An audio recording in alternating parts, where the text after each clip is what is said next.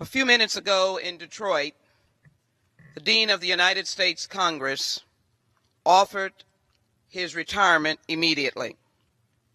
He has asked me, a member of the Judiciary Committee, to offer his words to his colleagues and to again put this statement in the record that indicates that he has notified Speaker Ryan, Leader Pelosi, and Governor Snyder of my retirement from the United States House of Representatives.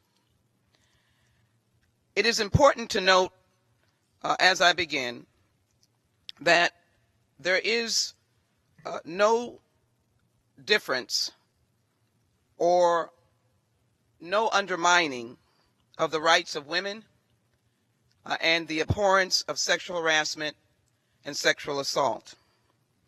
But this is a statement that I believe should be read on behalf of the Dean of the United States Congress, Mr. John Conyers. As a member of Congress, I have known Mr. Conyers to not shy away from a legislative challenge.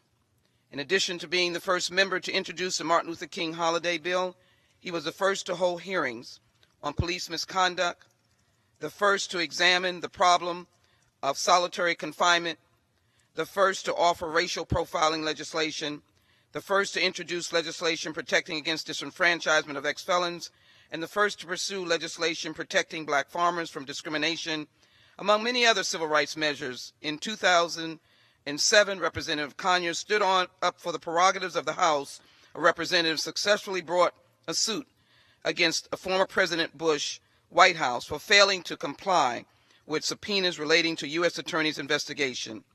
He has been the chairman of the Judiciary Committee, and he will continue to, in his life, as he has indicated, stand for what is right. It is now my privilege to read this statement from Mr. John Conyers.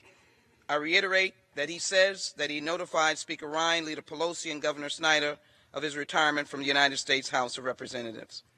It is his honor, these are his words, and his privilege to serve the constituents of Detroit, Michigan, as their United States Congressman in the 13th and 14th Congressional Districts for 53 years. He came to Congress, this is his statement again, I came to Congress in 1964. Since then, I have devoted my entire career to improving the lives of my constituents in Detroit on the behalf of justice everywhere. These years witnessed a profound evolution in civil rights, led by millions in the streets who marched for justice and people of conscience in the Congress, both Democrats and Republicans who heard them and enacted the Civil Rights Act, the Voting Rights Act, and other landmark reforms. I've been in the forefront of the civil rights movement.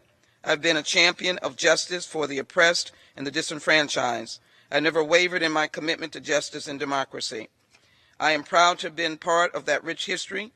I have been privileged to be a founder of the Congressional Black Caucus and to represent the United States Congress by being Dean. I passed, as indicated, the law dealing with Martin Luther King Jr. holiday, the Violence Against Women's Act, the Hate Crimes Act, the USA Freedom, and the extension of the Voting Rights Act. I have led the fight against mandatory minimums, hoping to reverse the devastating incarceration rates for African Americans and poor people.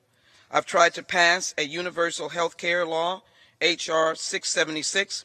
Every Congress since 1989, I have introduced H.R. 40 to study reparations for slavery, and I deeply appreciate those handful of courageous colleagues who have joined me. For Detroiters, I'm proud that we have been able to accomplish to bring hundreds of millions of dollars in critical grants and federal funding for Southeast Michigan to revitalize our great city, attract rich talent, and return to us prosperity. I recognize that in this present environment, due process will not be afforded to me. I was taught by my great woman, my mother, to honor women. The first employee I ever hired was Mrs. Rosa Parks, who worked in my office for 22 years. It has been my great honor to work alongside some of the most talented and honorable staff on Capitol Hill and in Detroit. I've stated my position on these allegations.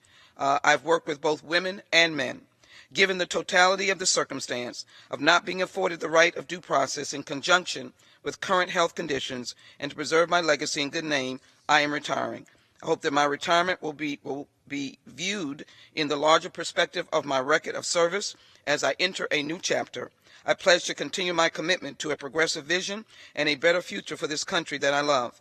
I owe that to the legacy of my father, John Conyers Sr., who integrated labor unions in this country, to my brother Nathan, who integrated business, and he is my main man, and to my loving wife Monica, and to my sons John III, whom I believe offers hope to this generation of leadership, and who is committed to being an advocate of fairness and justice for all, and Carl Edward, who never leaves my side.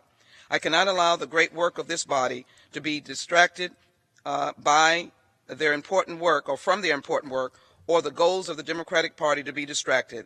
It has been an honor and a privilege of my life to represent the people of Michigan in the House of Representatives, but that responsibility will now fall to my colleagues and my successor. They have my deepest support and prayers. Jobs, justice, and peace. I yield back.